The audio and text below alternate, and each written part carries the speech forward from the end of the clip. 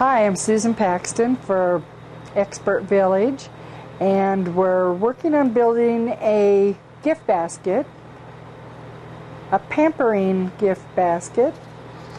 Most of the stuff in here is pink. We have these little flower toe separators that we're going to add to our basket so that we can give ourselves a pedicure afterwards. We're going to, there's just another little extra file that I have here that will help us aid in getting our toenails ready for the polish. A nice bright pink will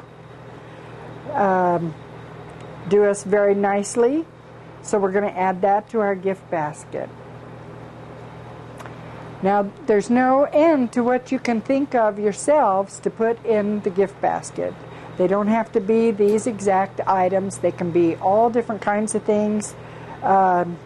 Whatever you think would pamper somebody and give them the care that they need. Sometimes I've added candles. Sometimes I've added a few other things that the squishy sponges that they use in baths. There's just lots of things that you could add to this basket besides what I've shown you here.